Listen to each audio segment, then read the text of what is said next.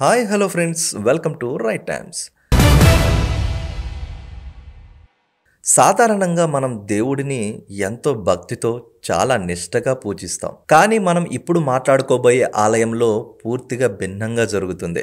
భారతదేశంలోని కేరళ రాష్ట్రం త్రిశూర్ జిల్లా కొడంగలూరు వద్ద ఉన్న ఒక హిందూ దేవాలయం.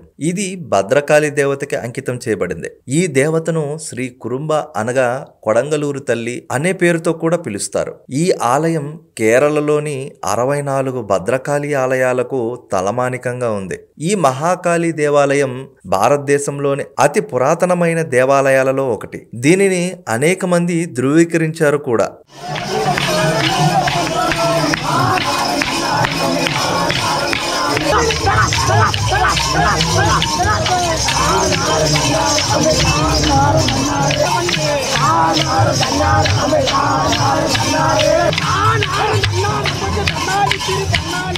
వివిధ కాలాలకు చెందిన తమిళ పద్యాలు మరియు శాసనాలు వాటికి నిదర్శనంగా నిలిచాయి. ఆలయ దేవత తన ఉగ్రమైన రూపంలో ఉత్తరం వైపుకు ఎదురుగా వివిధ లక్షణాలతో 8 చేతులతో కలిగి ఉంటుంది. ఒకటి రాక్షసరాజు దారుక తలని, మరొకటి కొడవలిని పట్టుకుని ఉంటుంది. ఇక్కడ కొలువై ఉన్న భద్రకాళి అమ్మవారికి ఏటా 8 రోజులు ఉత్సవాలు జరుగుతాయి. ఆ సమయంలో అక్కడి భక్తులకి భద్రకాళి అమ్మవారు ఆవహిస్తారని అక్కడి వారి నమ్మకం. అందుకే పూనకం వచ్చినట్టు ఊగుతూ అమ్మవారిని నానా తిట్లు తిడుతుంటారు. తిట్టడమే కాకుండా భక్తి గీతాలు కూడా తిట్లతోనే పాడుతారు. ఆ సమయంలో భక్తులు కత్తులు పట్టుకొని గుడి చుట్టూ పరిగెడతారు. ఆ కత్తితో వారి తల మీద వారే గాయపరుచుకుంటూ రక్తం వచ్చినా సరే పట్టించుకోకుండా ఆలయం లోపలికి పరుగులు తీస్తారు.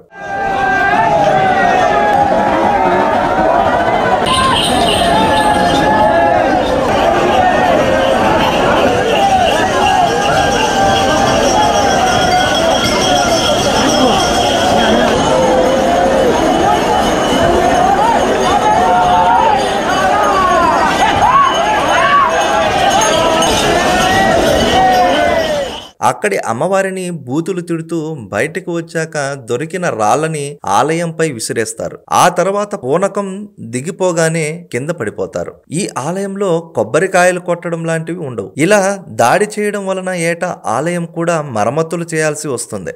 స్పృహ వచ్చిన తర్వాత అమ్మవారిని దర్శించుకుని వెళ్తూ ఉంటారు. దయ్యం పట్టిన వారు ఎక్కువగా ఈ ఆలయాన్ని సందర్శిస్తూ ఉంటారు. అమ్మవారు వారి ఒంటిలోకి ప్రవేశించి ఆ గాలి లాంటివి తరిమేస్తారని, అందుకే గాయమైనా పట్టించుకోరని అక్కడి వారి నమ్మకం.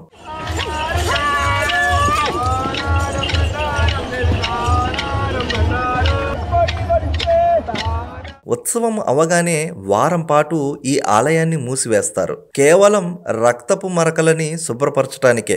ఈ ఆలయం గురించి మీలో ఎంతమందికి తెలుసు? మీరు ఏ ఆలయం గురించి తెలుసుకోవాలి అని అనుకుంటున్నారో కింద కామెంట్స్ లో చెప్పేయండి. ఇలాంటి ఇంట్రెస్టింగ్ వీడియోస్ కోసం మన రైట్ టైమ్స్ ఛానల్ ని సబ్స్క్రైబ్ చేసుకోవడం మాత్రం మర్చిపోకండి.